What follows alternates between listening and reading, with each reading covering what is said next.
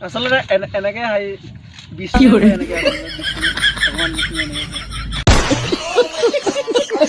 कैसे कैसे लोग रहते हैं यार यहाँ पर। এয়া আমি পুৰা টাৰ চাৰ লৈ আহিছো এইবিলাক আৰু আমাৰ লগত আহিছে এইটো ছোৱালী পাগল আৰু এইটো বোৱাৰী পাগল আচলতে আমি যিখন জেগাত আমি চাং বনাব আহিছো সেইখন চাং আচলতে আগতে বনাই থৈ আহিছিলো কিছুমানে প্ৰায় খুলি থৈ গ'ল গতিকে আমি আকৌ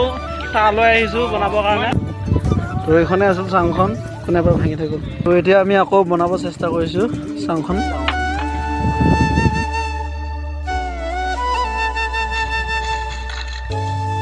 তো ফাইনেলি আমাৰ চাংখন বনোৱা হৈ গ'ল আৰু ইয়াতে কি বিন্দাছকৈ শুব পাৰিব পথাৰত অহা মানুহ আৰু কোনোবাই যদি